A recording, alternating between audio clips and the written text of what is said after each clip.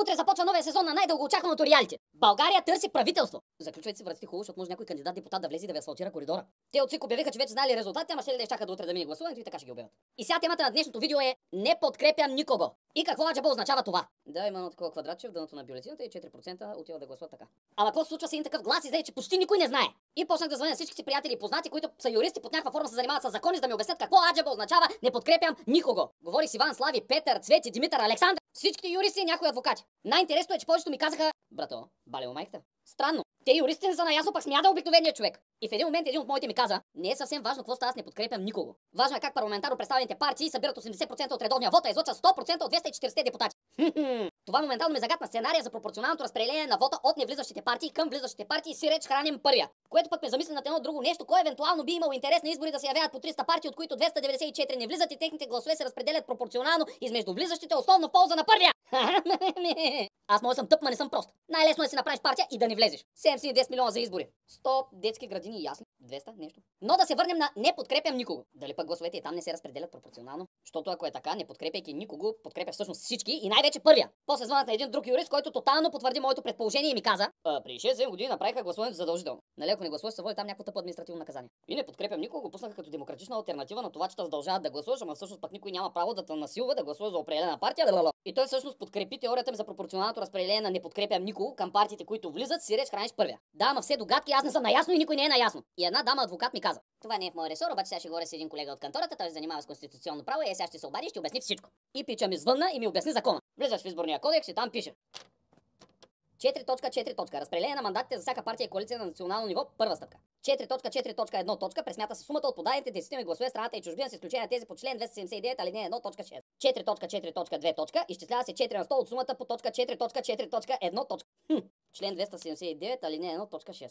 Кой е той? И скролвам LexBG. Член 279 алинея 1. ДОП-ДВ-БР 104 от 2022 година. След отваряне на избирателната кутия и на специалната кутия за машинно гласуване и изваждането им, бюлетините и бюлетините от машинното гласуване се подреждат на купчинки както следва. Точка 6.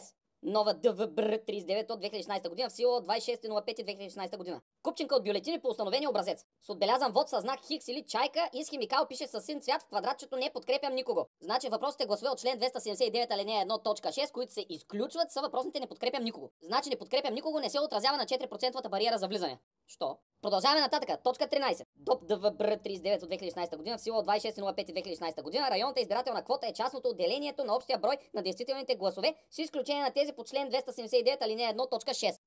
И продължавам още малко нататък с сухата материя. Моля за търпение. Определяне на мандатите, член 297. Той трябва да е алинея 2, предполагам. ДОП ДВБР 39 от 2016 година в сила от 26.05.2016 година. Право на участие при разпределение на мандатите на национално ниво имат партиите и коалициите, получили не по-малко от 4 на 100 от действителните гласове в страната и извън страната, с изключение на гласовете по член 279 алинея 1.6. Баси, научих го вече. Най-много се лъжи преди секс, по време на избори и след риболов. И сякат малко по-прост да ви обясня по малко по-прост начин как се броят гласовете. Отваря се кутията, изключват се недействителните бюлетини, защото те са недействителни, попълнени са неправомерно или на тях пише само Левски, Кур, Дулесавич и други такива. И после преброяват всички останали гласове с изключение на тези по член 279 алинея 1.6. Не подкрепям никого. Значи махат недействителните бюлетини, после броят всички останали, изключвайки "Не подкрепям никого". Аз ли съм кавал?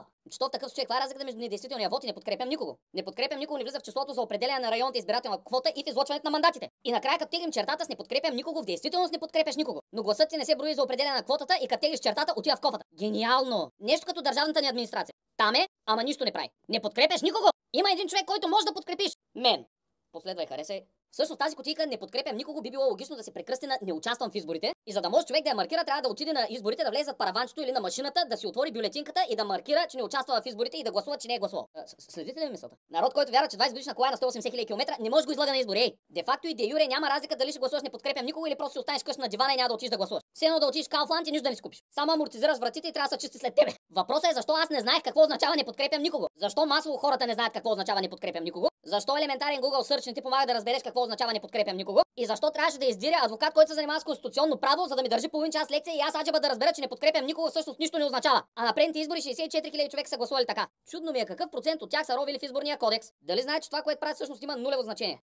Чакай де, не би ли следвало да има някаква разлика между адекватно попълнен глас, независимо че "Не подкрепям никого", и изписване на 3 букви на бюлетината. Здравата логика показва, че би било адекватно хората, които гласуват в кутийката "не подкрепям никого", техния глас да се брои за определение на 4% бариера за влизане. Но не и за разпределението на мандатите, защото те искат да не подкрепят никого. Така в действителност "не подкрепям никого" няма да подкрепи никого, но ще има някакво значение. Но точки 4.4, 4.4.1 и 4.4.2 от методиката за определение резултатите от гласуване и разпределение на мандатите при избори за народни представители от Изборния кодекс ни показва, че това не е така. Имаше един вид: "Ало, слепия, ти направо си ме беше!" Въобще не съм видял. И като дръпнем чертата, 80% гласуват за парламентарно представените партии, 4% гласуват "не подкрепям никого", 3% недействителни, защото са написали лепа брена или някой ги е маснал с мастилци там, за да ги девалидизира. Общо 7% отиват в кофата и остават примерно едни 10-15% за партии под бариерата на влизане, които гласове се разпределят пропорционално спрямо изборните резултати на тези, които влизат. Както вече споменах, храниш първи. Една проста сметка: 300 000 гласа няма отиват за партии, които са под бариерата и няма да влязат. Първият с резултат 25%, което означава, че моментално си добавя 75 000 гласа към резултата. 30 на партии на всички избори. 710 милиона е струвало това, делено на 6 милиона население. Всеки от нас е дал по 120 лева за избори последните няколко години. Баси! С тези пари можех да си купя дубайски шоколад! Айде!